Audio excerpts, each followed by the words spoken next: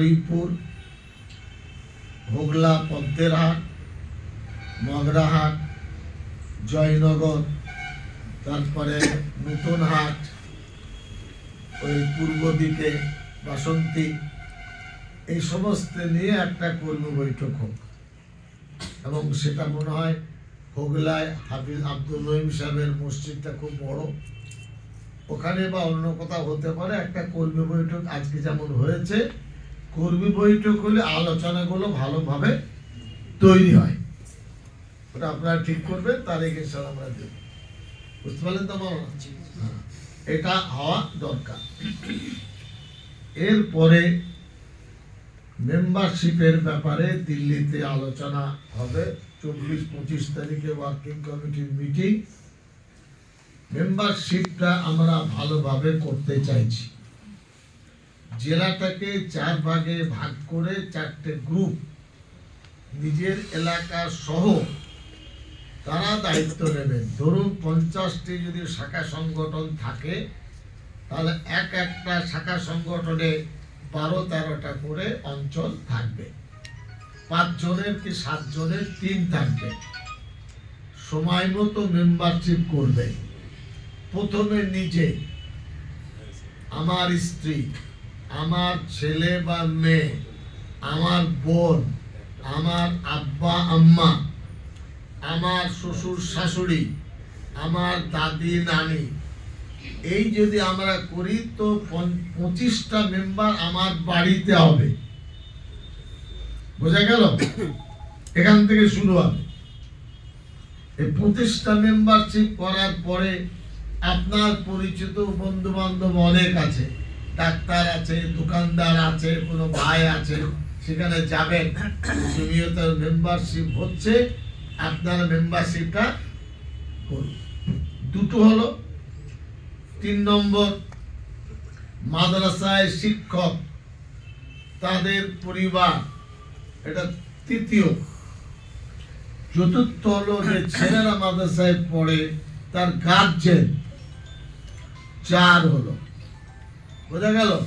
এরপরে তবলিগ ভাইদের মধ্যে অনেক নরমপন্থী আছেন, তারা এই 5 ধাপে যদি মেম্বারশিপ আমরা সঠিকভাবে করি তো মেম্বারশিপ এখানে কয়েক লাখ হয়ে যাবে।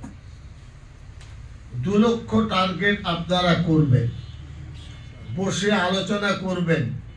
আমি যেমন ভাবে বলছি ঠিক তেমনি ভাবে মেম্বার। প্রথম নিজে, পুরো আত্মীয়,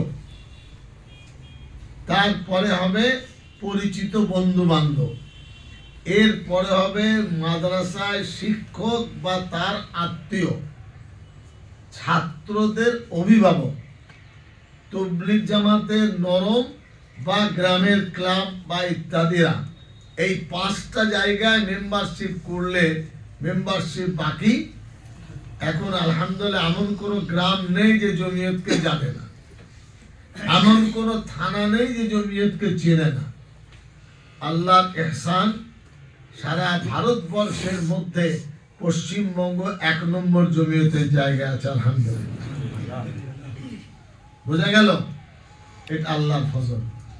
আপনারা লেগে আছেন, আপনারা ভালোবাসেন, এবং আপনাদের দ্বারাই বা আপনাদের জন্য সমাজ তাকিয়ে আছে, ভরসা করছে। ভরসা ওয়াকাফের যে ইস্যু, ওয়াকাফ ব্যাপারটা ভালো করে বুঝে নেবেন।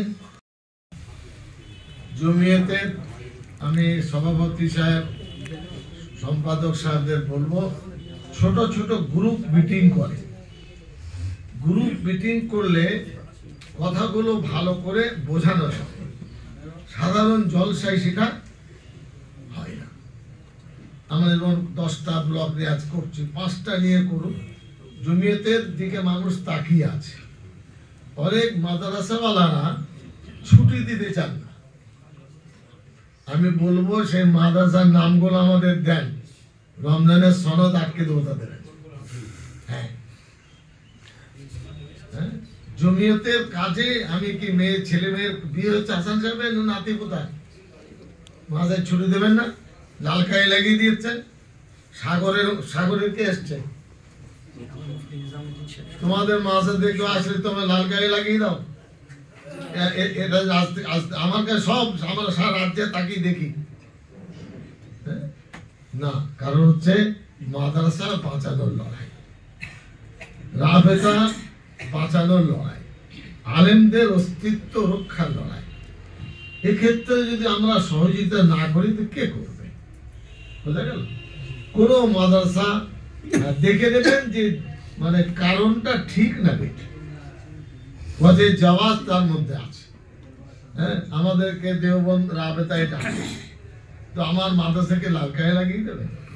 বলুন না না, তো কি করে চলবে ভাই? এটা ওয়াজে জাওয়াজের মধ্যে আছে। দরকার হলে মাদ্রাসা যাওয়া আসার খরচা দেবে। আপনি ভাবছেন আপনার মাদ্রাসা আপনার জন্য রক্ষা হচ্ছে, এই সমস্যা আছে বলে পুলিশ মাদ্রাসায় যাচ্ছে না। জমির যদি হাত গুটিয়ে যায় না, রাতারাতি সব পুলিশ গিয়ে ভর্তা বানিয়ে দেবে। এটা মাথায় রাখতে হবে। অন্যান্য রাজ্যে আসামে দেখছেন না কি হচ্ছে, ইউপিতে কি হচ্ছে দেখতে পাচ্ছেন না? বাংলায় ব্যাপক সংগঠন, আপনিও তার মধ্যে আছেন। এই কারণে এটা আল্লাহর ইহসান, একটা ভালো জায়গায় আমরা আছি। আমার বক্তব্যের শেষের দিকে যেটা বলতে চাইছি, আপনাদের জেলাকে বিজেপি আরএসএস টার্গেট করেছে, বুঝতে পারলেন? খুব খারাপ খারাপ কথা মন্তব্য তারা করছে। আপনারা উত্তরটা দেবেন পজিটিভ, গঠনমূলক। গালের বদলা গাল দেবেন, গালিগালাজ দেবেন না। শুনে যাবেন, কোনো কিছু হলে থানার সাথে যোগাযোগ করবেন। ওরা চাইছে পায়ে পায়ে পা লাগিয়ে ঝগড়া মারামারি করতে। আমি জেলা বা আপনাদের সবাইকে বলবো, যেমন ধরুন কুলপি, ওই রাস্তার ধারে যে মসজিদটা আছে কুলপিতে, শ্রীনগর, ওই মসজিদ ভেঙেছে একবার, আমাদের নজরে আছে। এইরকম জায়গাগুলো ওরা বেছে নিচ্ছে। আপনারা সতর্ক হবেন এবং কম করে মসজিদে দরজা জানালা গেট না থাকলে দরজা জানালা গেট লাগাবেন।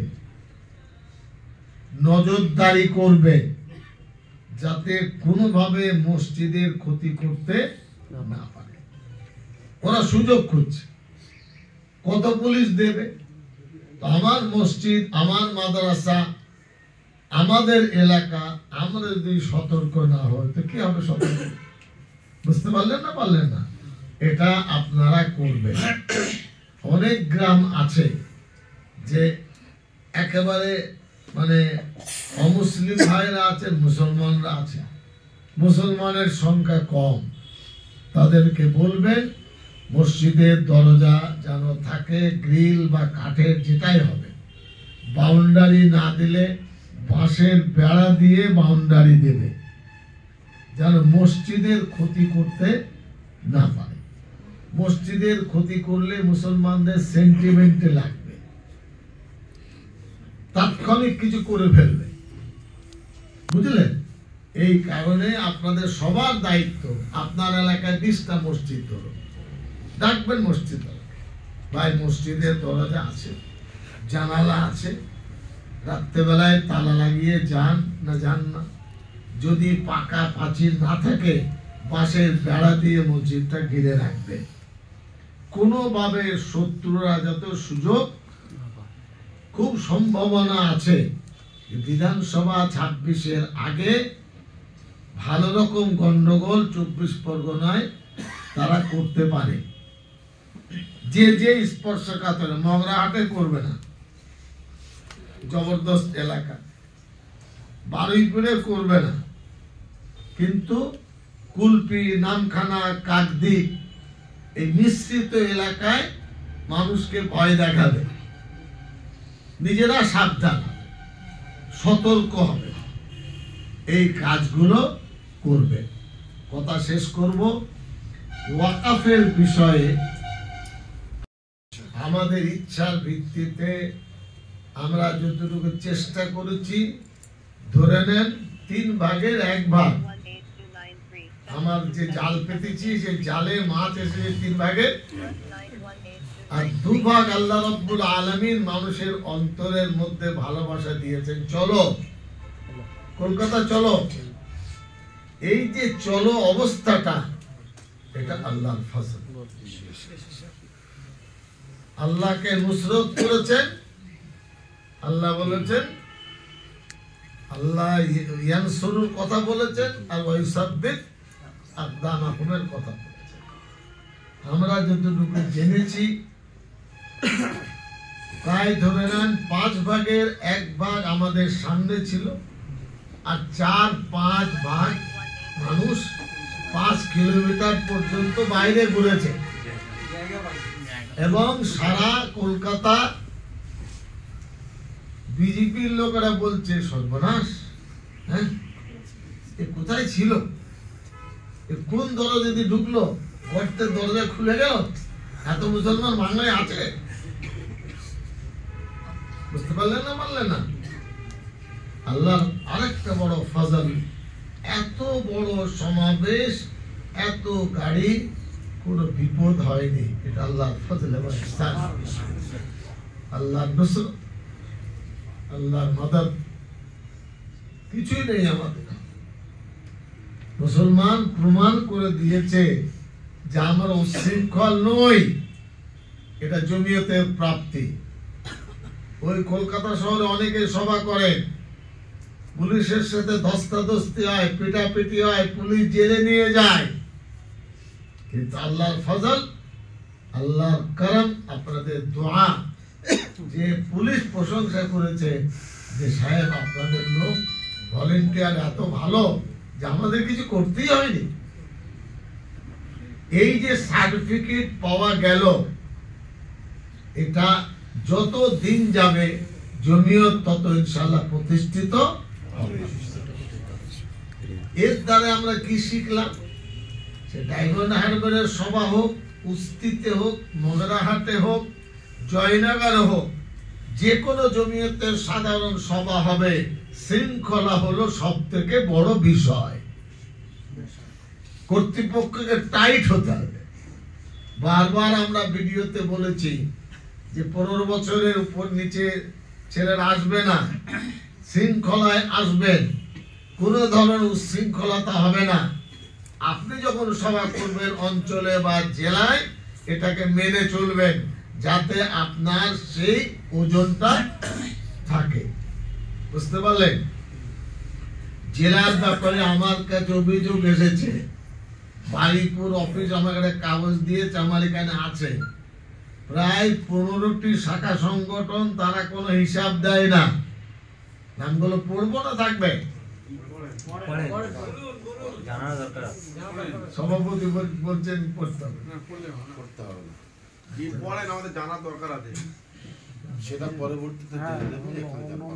আমার কাছে আছে। আমার বক্তব্য, মানুষ পয়সা দিয়েছে জমিয়তকে,